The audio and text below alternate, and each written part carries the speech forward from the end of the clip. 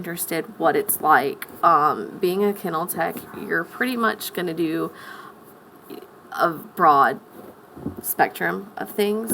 Your main duties are to take care and clean up after animals.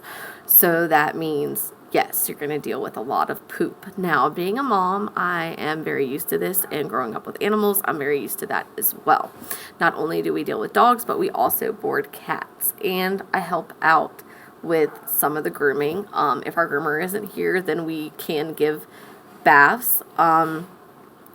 So, and like a full bath is pretty much like cleaning the ears. You want to trim their toenails, and you have to be trained to trim toenails, because I can tell you right now that if you don't know how to tell where a quick is, like kind of like how you have quicks on your finger, is the exact same of how a dog's fingernails are. You don't want to quick them because they can bleed, and that is a messy thing, and you don't want that to happen. As a kennel tech, I have given medicine, and a trick to that is if they don't have, you can get these pill pocket things that they have, but if the owners don't have the pill pockets and your kennel does not provide the pill pockets, it is very easy to wrap the pill up in cheese and give it to them that way. Normally they devour that. So not only will you give medicine, sometimes you're going to have to deal with a sick animal and or a disabled animal. In my recent experience, since I've only been working here about 5 months, I have experienced a couple of dogs who you literally have to walk for them. We had this dog that came in and her back legs were not working. She was an elderly dog, and as expected, their joints tend to break down over time. So we had to her owners had this sling that you Velcro it around her, and there's 2 handles that you hold it up and you literally walk with her and for her. She could walk her front legs, so she would walk her front legs and you would keep up behind her. Now, for owners that do not provide that and who literally just don't care, we recently had a dog come in that, and I know this sounds terrible, but this is one of our few horror stories that we will kind of sort of get into. Had a dog come in, very old dog. I want to say he was like 15 years old. Bigger dog. So he's kind of, he's big, he's heavy. This dog could barely walk. His owners had to carry him into the kennel, and we did not know how severe his issues were. We thought that he was able to move. And he did have medicine, yes, for pain, but because of how bad his condition was, he was not able to eat. He wasn't able to tell when he was going to the bathroom, so he would pretty much just lay there and use the bathroom on himself, both numbers 1 and 2. So we pretty much had to bathe this dog almost every day, and he would literally, you hear a dog in the groom room, they get pretty lonely in there sometimes, because a lot of dogs don't like kennels. But back to this story, me and my friend, who is also works with me at the kennel, we had to get leads, which is pretty much like a leash without the hook on it, and blankets, and wrap them under him and kind of use them as a sling. So we had to make a makeshift sling to hold not only his back legs up, but his front legs up. And this is how I can tell you that this dog was in so much pain. He could barely move. He could barely eat. His skin was so dry that it was flaky.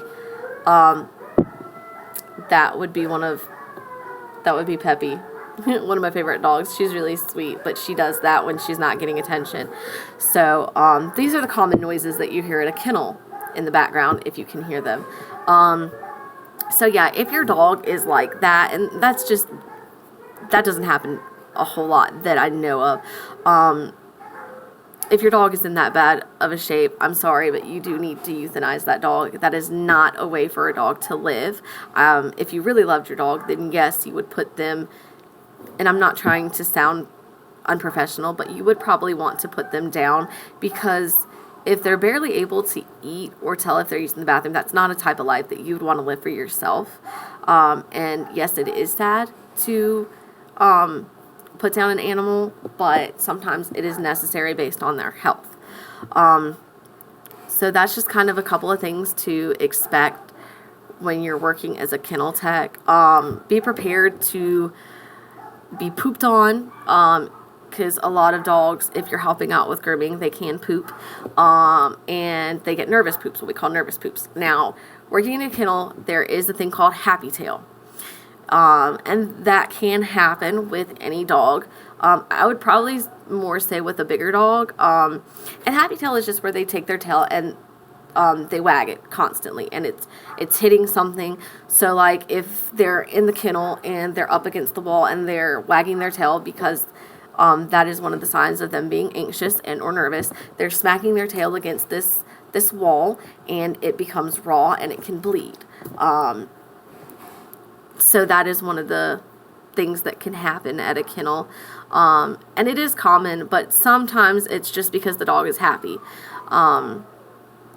But that's just a couple of things that you might experience at a dog kennel if you want to work there. I've been working here. It doesn't seem like a long time to me, but I really enjoy my job. Now, sometimes the smell can get a little weird depending on the dog. Because let me tell you, when they have diarrhea, let's just say it is pretty gross. But yeah, I mean, I love working here. I love working with the dogs. I love getting to know the dogs. I love the families of the dogs, especially of our regulars that we have.